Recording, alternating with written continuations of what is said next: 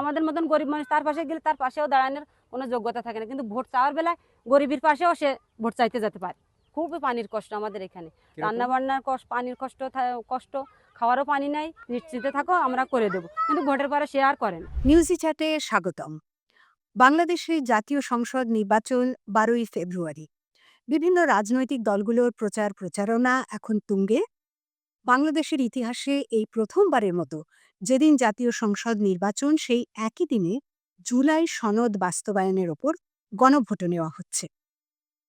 শহরের বাইরে বিভিন্ন গ্রামে গঞ্জে, শহরতলিতে, মফস্বলে যেসব ভোটার রয়েছেন, তারা এই নির্বাচন থেকে কি চাইছেন জানতে দেশের বিভিন্ন জায়গায় ঘুরছেন শাকিল আনোয়ার। দেখা যাক আজকের পর্বে শাকিল আনোয়ার কোথায় রয়েছেন। দাকপের ভদ্রা নদীর পাড়ে খুনা গ্রামের একটা বাড়িটা হচ্ছে কার যেন? ইব্রাহিম শেখের বাড়ি। তার সেই বাড়িতে আমি শাবানা বেগমের সাথে কথা বলছি, এই গ্রামেরই তিনি। শাবানা বেগম, আপনি কি করেন? আমি একজন গৃহিণী। ভোট দেবেন তো? জি দেব। কেন দেবেন? ভোট এটা নাগরিক অধিকার। আগে দিছেন ভোট? দিছি। কতবার? 2018 সালে দিছেন? ওরকমই দিছি। 24 সালে দিছেন? 24 সালে না। দেন নাই? না। কেন? ভোট হয়নি বলে দেইনি। ভোট হয়েছে তো? সঠিকভাবে ভোট হয়নি। ও আচ্ছা আচ্ছা আচ্ছা। হ্যাঁ, তা ভোট কেন দেবেন বলেন? ভোট দেব হচ্ছে, ভোট একটা দায়িত্ব। ভোট হচ্ছে রাজা পাল্টাবে, রাজা আসবে। ভোট আমরা তো আগে দিতে পারিনি। ভোট নিজের ইচ্ছা মতন, সে রাজা নিজের ইচ্ছা মতন নিছে। আমরা ভোট কাউন্টারে যে ভোট দিতে পারিনি।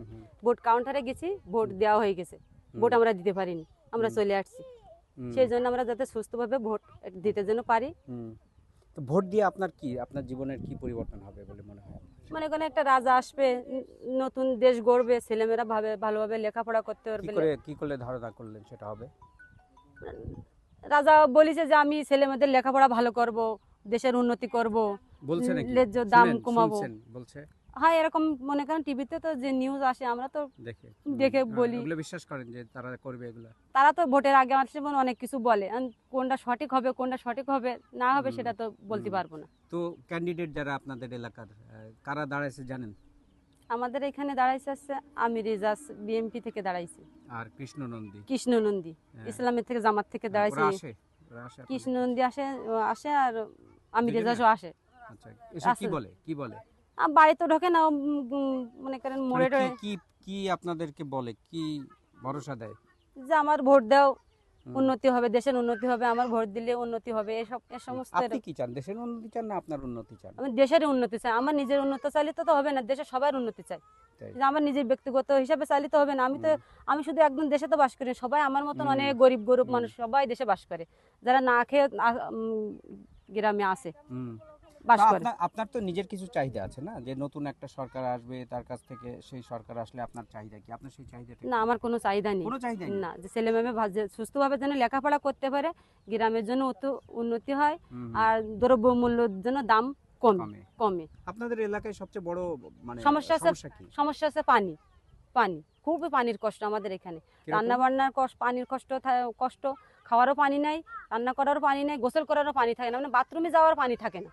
এই নদীর পানিও 2 দিন পরে শুকায় যায়। তাই? জি। তো সেটাই তো আপনাদের চাহিদা নাকি? জি, আমাদের বলেন পানির ব্যবস্থা করলে আমাদের সবাই ভালো হয়। মানে আমাদের মতন গরিব মানুষ, মনে করেন কি আমাদের পানিটুকুও কিনে খেতে গেলে ছেলে মেয়ে সংসার নিয়ে আমাদের অনেক কষ্ট হয়ে যায়। ভোট যারা চাইতে আসে বলেন তাদের? সবাই বলি, সবাই বলে হ্যাঁ করবো, আমার যদি হতে পারে সবাই বলে যে আমরা করবো, তোমরা নিশ্চিন্তে থাকো, আমরা করে দেবো, কিন্তু ভোটের পরে সে আর করে না। সে যার মতন যখন তার কলের কাছে গেলে সে আর চেনে না, সে আর চিনতে পারে না। আমাদের মতন গরিব মানুষ তার পাশে গেলে তার পাশেও দাঁড়ানোর কোনো যোগ্যতা থাকে না, কিন্তু ভোট চাওয়ার বেলায় গরিবের পাশেও সে ভোট চাইতে যেতে পারে। তারপরে ভোট দেবেন? তারপরে ভোট দেব। আরেকটা জিনিস, একটা হ্যাঁ না ভোট হবে জানেন? না, জানি না সেটা আমি। তাই? জি। কিছু জানেন না? না। কেউ বলেও না? না, কারণ মুখে শুনিও না, আর আমি জানি না। মনে করেন বাড়ি থাকি তো, গৃহিণীর কাজ করি, রাস্তাঘাটে চলাফেরা করি না, জানিও না। শাবানা বেগম, খুনা গ্রামের দাকপের, ওনার কথা শুনলেন যে ভোট দেবেন, উনি ভোট দেবেন, কারণ ভোট দিতে হবে, ওনার নাগরিক অধিকার।